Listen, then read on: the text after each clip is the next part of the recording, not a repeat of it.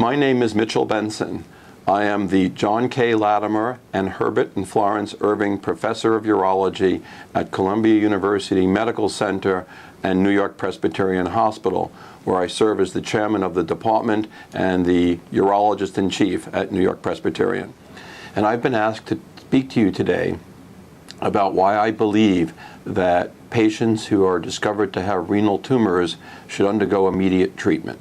The majority of renal tumors discovered in 2013 are discovered as incidental findings on imaging studies performed for other indications. Often these go by the moniker of incidentalomas. The therapy and treatment of incidentalomas is very controversial, and I've been asked to explain to you why I believe that immediate treatment is an appropriate therapy. When patients are told that they have a tumor, it creates a very high level of anxiety.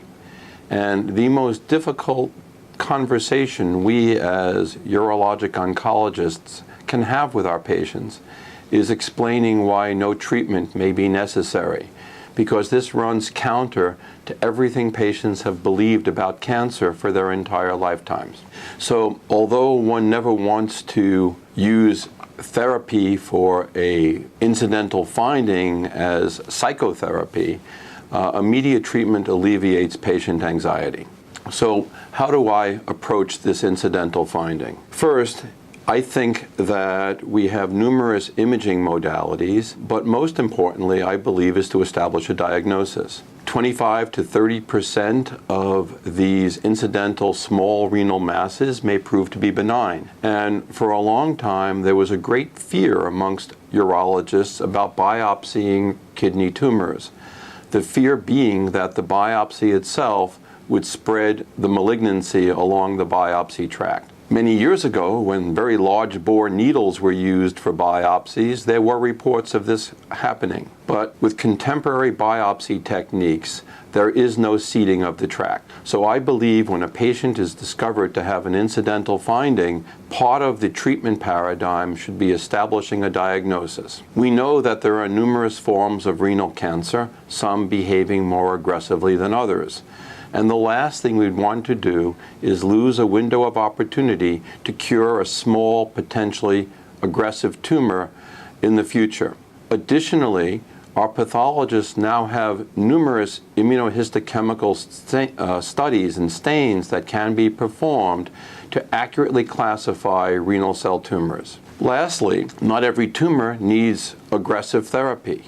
We also have the opportunity to take small, relatively unaggressive renal tumors and treat them with percutaneous ablation. So we can take a needle under CT guidance, pass it into the kidney, and then ablate the tumor. Our preference happens to be cryosurgical ablation, but others have used radiofrequency ablation, and other ablative technologies are being studied right now.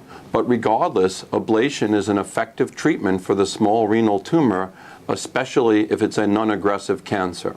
Our preference for the clear cell cancers, the conventional renal cells that have the most aggressive phenotype, is to remove them regardless of size, provided that the patient is a good surgical candidate.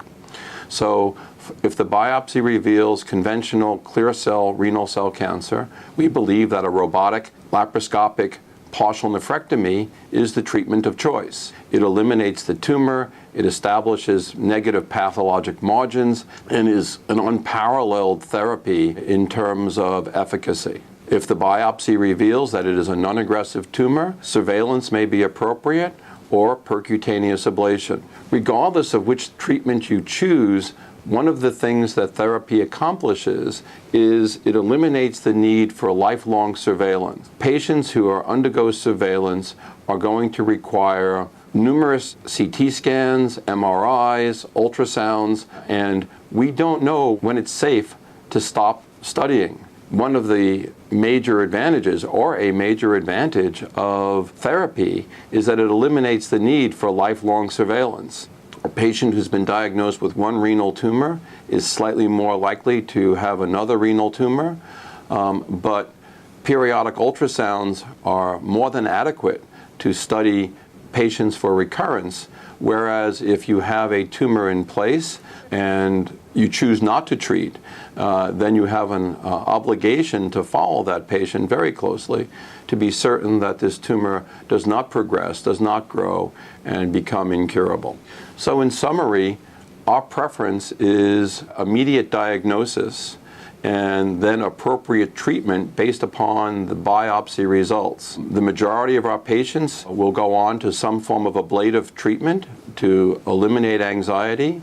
Those with aggressive tumors go on to partial nephrectomy. And yes, we do have patients who are on surveillance.